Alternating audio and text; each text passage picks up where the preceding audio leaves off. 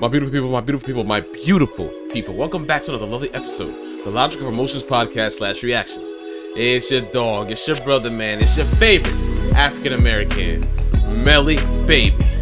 More hoops! Hey, man, check this out. So, we're going to watch our favorite Golden State Warriors stand, Hoop Reports. That's a video out called They Cannot Ignore the Warriors Anymore. I just saw we got Rudy Gay. I don't know how to feel about that. I used to love Rudy Gay, so I don't know how to feel about that. But let's talk about it. We're gonna dive into it and everything, man. Like, comment, and subscribe, man. Join us, man. Road to 10K. We're trying to get to that for next year, baby. If we can this year, I will twerk with my cheeks out. I'm lying, but I will definitely dance for y'all. If we ever get 10K in this year, I'll lose my mind. Let's get to it, y'all. But first, that intro, baby. Yes, sir.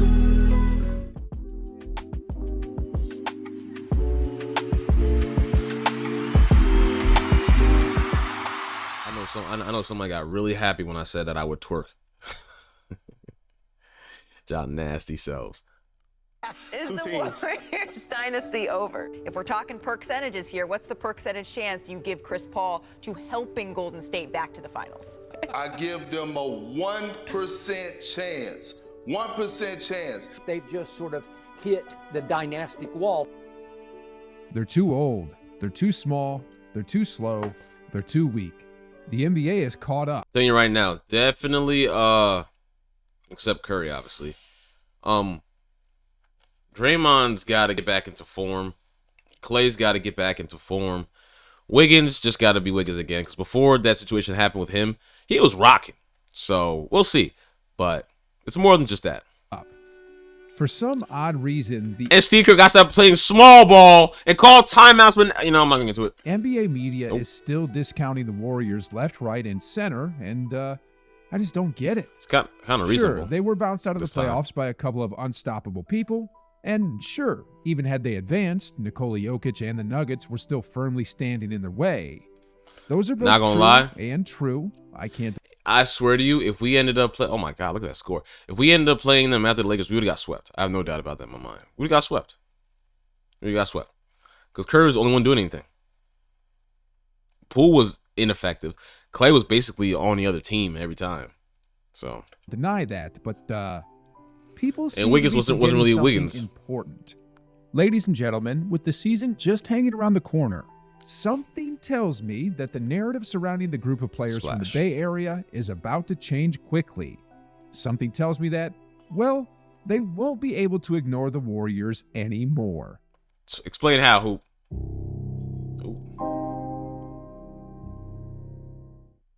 So, I was a bit disappointed that the Warriors front office decided against signing Dwight Howard. You and all of us. Even people who weren't even Golden State fans were confused. I mean, despite him being 37 years old, he's still 6'10", 250 pounds, and has a boatload of experience. Right. And he's Dwight freaking Howard, for Pete's sake. Superman. How do you not sign Superman? Bro can still give you really good numbers. I didn't get it. I was downright flabbergasted. At a veteran's minimum, it seemed like a no-brainer decision to make.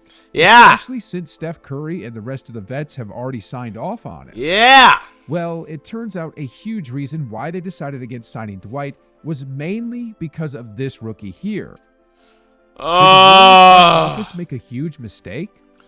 That's one thing about Golden State, too. They are huge gamblers. Huge gamblers. I mean, given that Steph, Klay, and Draymond all signed off on an NBA legend in Howard. Both of you Negroes on the right-hand side, y'all are in thin ice. Y'all are in thin ice. Thin ice, bro. Did the Warriors front office blow it? Well, not exactly. I mean, if y'all remember, at one point in time, the Warriors vets also wanted Avery Bradley over Gary Payton II. Oh yeah, thank God we didn't. Would have been a mistake. Yeah, I agree. Anyway, back to TJD. I couldn't He's go nice. on and on about why they chose him to be the Warriors. I watched his highlights and stuff. That looks Big terrible. Man, but Jay Billis of ESPN summed it up perfectly when he said, I think he's going to be an outstanding NBA player. We get caught up in where you get drafted. It's like where you get recruited. Round 2 is crazy. 57? He's super explosive. Another lefty. He's good on the block. You're not going to park him down there, but he can go in there. He's a big-time rebounder. He can protect the rim. But his athleticism, his strength, he's going to be a great asset, I think. Did we say this about that dark-skinned brother by the last name of Wiseman?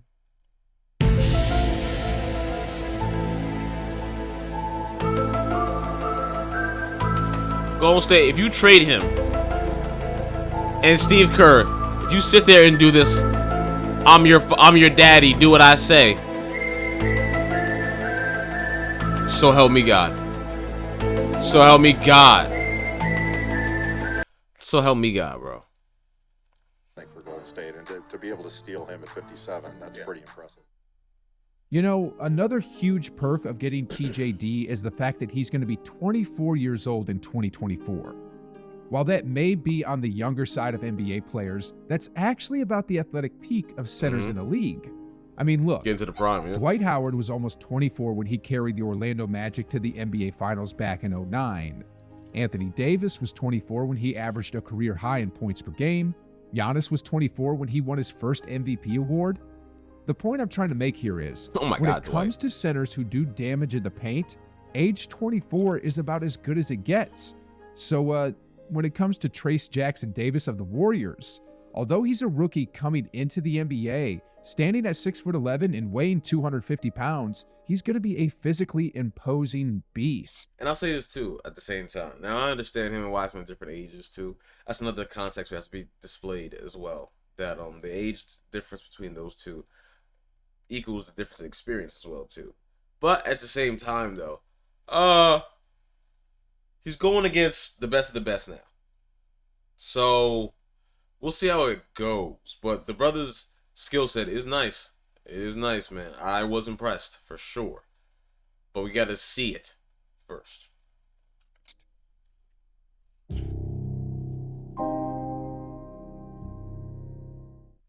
You know, this other acquisition here flew under the radar a bit, but Golden State recently bolstered their front brother court right here is even nice. more by signing Usman Garuba, who's the third cousin of former pound-for-pound #1 welterweight champion Kamaru Usman. Okay, not really. But at 6'8" and 230 pounds, he's still absolutely... Y'all saw me shaking my head as if I knew what I was talking. Yeah, I'm tripping. Lethal. Now, I know he's a bit undersized at the center position, but the thing is, he's a stretch 5. 41% is what Kamaru shot from three-point range last season on 59 attempts.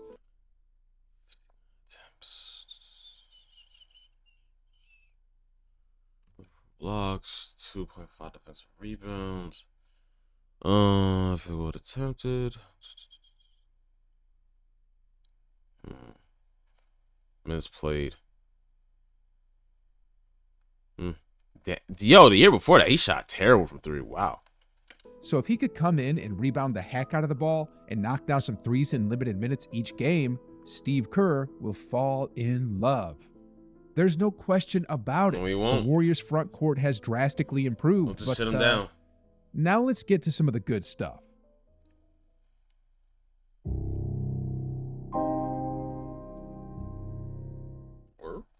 You know, something that isn't talked about enough is the fact that 2024 is going to be Klay Thompson's contract year.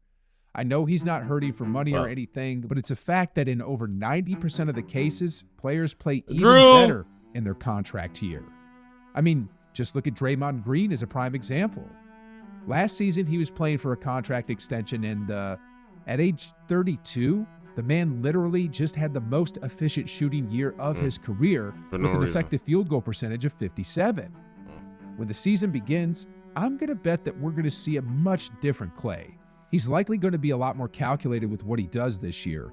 I mean, in the past few years, he's had a bad habit of sometimes forcing shots, but given the fact that it's his contract year and perhaps one of the Warriors' last chances. It's funny. This is one of the things I said about the Jordan Poole video. I understand people's frustration with Poole. I get it, right? But what I didn't like is how everyone blamed Poole and said nothing about Klay. And I know people said some stuff about Klay, but I've seen a lot of people saying about they were saying things about Poole, which you could have said about Klay, right? Because the only big difference between those two is that one could play defense and one can't. And my issue with JP was the defense. And is it playmaking? Because he could playmake if he wants to. I've seen him. When it's time to be a playmaker, he could be a playmaker, bro. But he's so focused on scoring the whole time. And then he has beyond low of lackluster defense.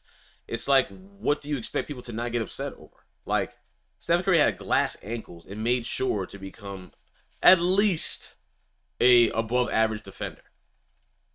Klay Thompson, again, was injured for 2 years, right? So I understand why people would go at Poole more, because it's like, Poole, you haven't even gotten injured or nothing. You're fresh legs, you're good, you know what I'm saying, compared to Klay.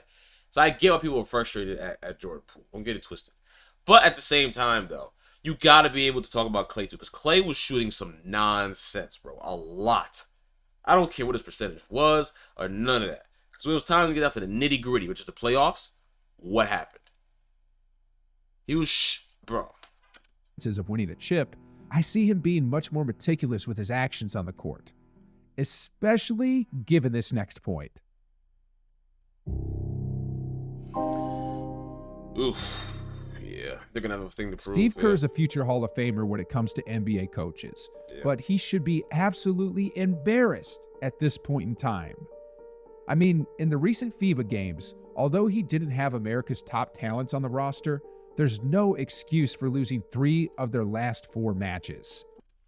And I had people say to me, I remember people said to me about the first loss from Lithuania, oh, it's not a big deal, it was one loss. I said, yo, do you not understand that people have found out how to beat us? Did you not watch the game and understand, like, literally, Jaren Jackson is soft as baby poop. They can outcoach Steve Kerr and the rest of them. They also understand that the Warriors don't really box out. I mean, Warriors, wow. USA didn't box out as they should have on rebounds, so they could get rebounds pretty easy off of just hustling. Lack of communication, it was severely lacking. And they were not really trying to find the simple shot or the simple lay or whatever. It just seemed like it was very difficult for them to score. Or no, sorry. It seemed like they just wanted to be like, this ISO ball, you know? It was annoying. It was very annoying. Then on top of that, just like Klay, he's in a contract year as well. If I were a betting man, considering the situation he's in, I'd say he's extra zoned in this season. Actually, there's no need to bet. In his recent... Here's one thing you need to do before buying anything online. Don't spend another dime on Amazon until you watch this first. Watch this. Press conference interview, it's pretty much exactly what he said. And so when you lose in the second round and you feel like you've had a disappointing year, it's a lot easier to come in and be focused. It's a lot easier for me to come in as a coach and be more demanding. And I think the players will expect that too. Steve Kerr, you got to hold your players accountable. Like, there's so many problems with Golden State that it's absolutely laughable. Kevin Durant, you didn't hold Draymond Green really accountable. Jordan Poole, you didn't really hold Draymond Green accountable. You really didn't. You kind of gave him a slap on the wrist, bro. Like, it's so much, bro. From Steve Kerr's coaching at times to him being super hard-headed, not playing players because of some little reason, could be not a lot of defense, whatever. Because I remember when Jonathan Kuminga was getting sat down. And I remember asking, why is Kuminga not playing? And someone in the comments said because he's not playing defense. I said, what the heck is Jordan Poole doing? What is JP doing? Like, I don't understand this, man. I'll give you an example. Steve Kerr, you will have Stephen Curry go 12 for freaking 12 being hot. But then you'll sit him down. That is Steve Kerr. Steve Kerr is literally a blue baller. That is Steve Kerr in a nutshell. He's a blue baller. He won't call good timeouts. And he usually has the figure it out method. He loves small ball. I told y'all when you say basketball, it had him written all over it. Small ball was terrible and not playing any bigs. Like, you know what I'm saying, bro? Like, of course, Team USA itself is to blame. Also the players, because they played as if they were freaking at the park sometimes. But with Steve Kerr, bro, he has issues, bro. He has issues with his coaching. He's still a Hall of Fame coach no matter what. He still is a good coach. But my goodness, bro, it was so bad watching them last year. that I was getting so mad at the TV. Well, at this point, he doesn't have to demand it because, well...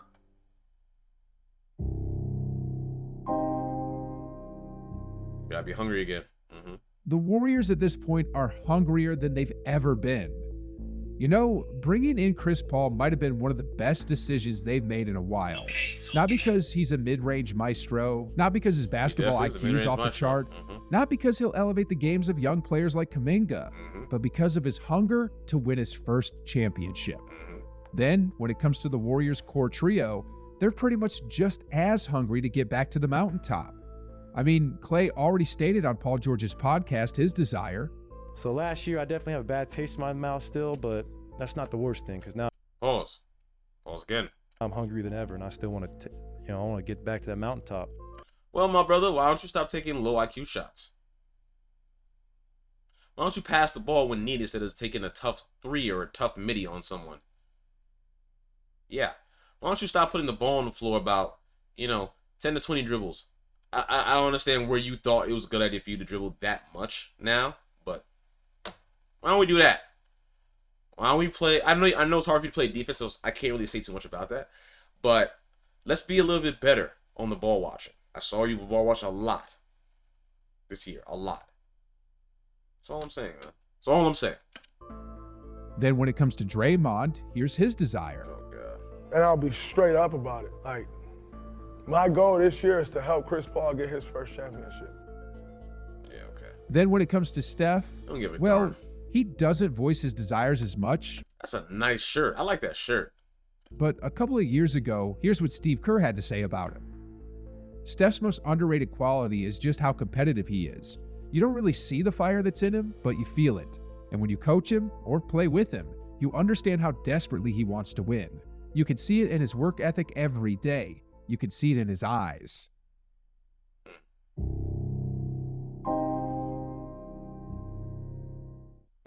At this point, guys, look at what the Warriors have done. They've patched up their weakness in bigs. Yeah. I mean, but again, it's the fact of, I know a lot of casuals. At this point, guys, look at what the Warriors have done. They've patched up their weakness in. They're going to talk about Saric or Saric. I'm sorry if I'm butchering your name wrong, my brother. He's good. I like him a lot. The Rockets, I like him a lot. And I like Bro from Indiana. But my thing about Bro from Indiana, I got to see him play against grown men. I got to see that. Do I still wish we would have gotten... What the heck? They didn't find any... Not find any. I just had a brain fart. Anyway, Looney got help. That's the whole point thing. I think we're getting Rudy Gay too. That was so random, but I mean, like I said, we'll see, bro. We will definitely see. Bigs, they've taken out the locker room issue and have replaced that with a hunger to win it all. Then when it comes to their leaders, all of them are hungrier than ever at this point in time. Ladies and gentlemen, they can't ignore the Warriors anymore. Yeah, they can and they will. You for sure can't ignore them because nothing's been proven yet on, the floor, and the roster, of course, doesn't look all that. I mean, it looks entertaining. It looks appetizing, but we got to see first. Shout out to HoopReports. Get that like, sub to that brother, man. Love his work. Love what he does. The biggest Golden State Warriors fan ever. Now, I appreciate y'all for stopping by, man. This was a blast. I'm going to get this video posted, and then I'm going to get our stream started, man. We're going to have a good time, man. Talk about Dame and the Bucks. You pick, we watch. All that stuff, man. Love y'all so much. You have a great day, man. Hopefully I'll see y'all later, man. Like this up, please, man. Trying to get to 10K, man. So I'm going to have to start really, letting y'all know, hey, man, like this up, join the family. Woo, woo, woo. I start doing that, man. Love y'all so much, man. Bow. Have a great day. And per usual, peace, love, and keep that drip immaculate at all times, ladies and gentlemen. Stay easy, breezy, beautiful, sexy, amazing, awesome, elegant, inspirational, sensational, healthy, but most importantly, drink water, my friends. Road to 10K is the goal, and I love y'all for getting us this far. 2,300, man. Wow, man. Y'all are phenomenal, man. I'll see you on the next one, man. We'll be live. So, peace out, man.